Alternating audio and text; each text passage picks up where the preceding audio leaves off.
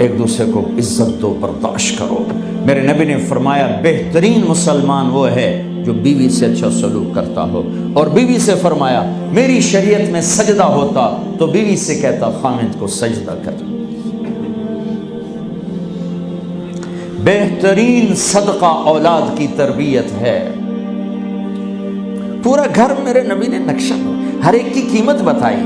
ماں تیرے قدموں تلے جنت، کا کاش میری ماں زندہ ہوتی، تم دیکھتے میں کیا کرتا، میں عشاء کی نماز کے مصلی پر ہوتا، میں سورۃ فاتحہ پڑھ رہا ہوتا، ادھر سے آواز آتی میری ماں کی محمد، تو میں نماز توڑ کے کہتا لبیک اماں جان۔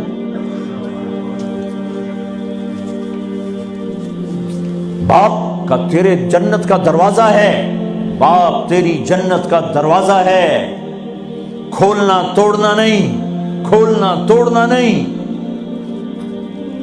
توڑ دیا تو جنت میں نہ جا سکو گے۔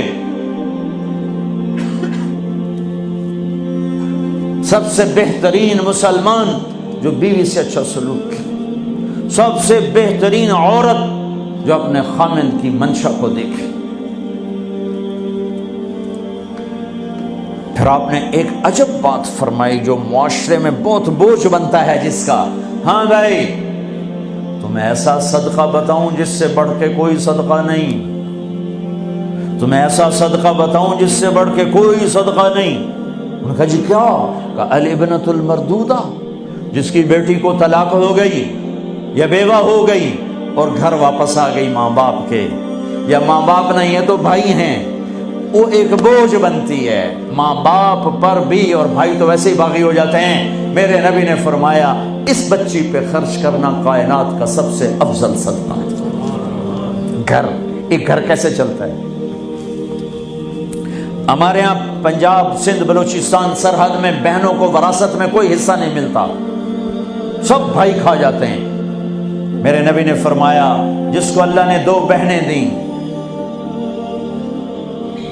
اس نے ان کا حق ادا کیا، شادی کی حق ادا کیا۔ ماں باپ کی وراثت میں سے ہوتا ہے، اگر میں نے کوئی خود کمایا ہے اس میں بہنوں کا حق نہیں، ماں باپ سے اگر 1 روپیہ بھی آیا ہے تقسیم کیا جائے گا۔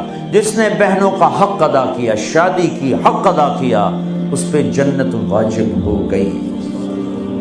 جس کو اللہ نے 3 بیٹیاں دی، اس نے ان کی ڈولی اٹھائی، وہ جنت میں میرے ساتھ یوں ہوگا۔ ایک بولے اگر 2 ہوں، کہ جس نے 2 بیٹیوں کی شادی کی وہ بھی ایسے ہوگا۔ اللہ بھلا کرے۔ ایک صحابی کا کہ جس کی 1 ہو، کہ جس کی 1 ہے، اگر اس نے اس کو عزت سے رخصت کیا تو وہ بھی میرے ساتھ ایسے ہی ہوگا۔ پھر کئی بچیوں کو طلاق پڑی ہے کہ اس کو بیٹا نہیں ہوتا۔ یہاں آنے سے پہلے کا واقعہ، پنڈی سے بچی رو رو برا حال اس کا، میں تو فون سنتا ہی نہیں ہوں ایسے کہ میرا تو کلیجہ پھٹ گیا ہے۔ ہے کہنے لگی کہ سسرال نے کہا تھا بیٹی ہوئی تو طلاق دے دیں۔ میں نے کہا اس میں میرا کیا قصور ہے، اور بیٹی ہی ہوئی اور مجھے طلاق پڑ گئی، اور میں گھر آ گئی 22 سال کی عمر میں۔ بیٹی دینے والا اللہ اور ظلم کرنے والا سسرال۔ میرے نبی کو اللہ نے بیٹے دے کے اٹھا لیے، قاسم اٹھا لیے، عبداللہ اٹھا لیے، ابراہیم اٹھا لیے، 4 بیٹیاں دی، 3 زندگی میں اٹھا لی، زینب، ام کلثوم، رقیہ، تینوں آنکھوں کے سامنے چلی گئیں۔ فاطمہ سے نسل چلی، آپ نے فرمایا لوگوں کی نسل بیٹے سے چلتی ہے، میری نسل میری بیٹی فاطمہ سے چلی۔ اس لعنت کو دھویا۔ عورت کا کیا قصور ہے اگر اس بیچاری کو بچیاں ہو رہی؟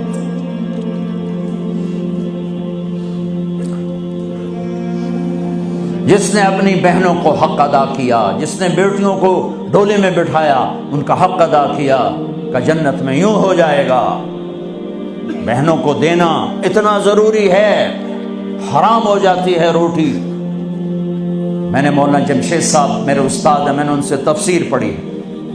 میں ایک دن شہد کی بوتل لے کر گیا، پرانی بات ہے 76-77۔ میں نے کہا حضرت یہ ہدیہ ہے۔ فرمایا کہاں سے لائے ہو؟ کہ میرے اپنے باپ کا۔ فرمایا تیرے باپ نے اپنی بہنوں کو، تیرے باپ نے اپنی بہن یعنی میری پھوپھیوں کو، تیرے باپ نے اپنی بہنوں کو زمین میں سے حصہ دیا تھا؟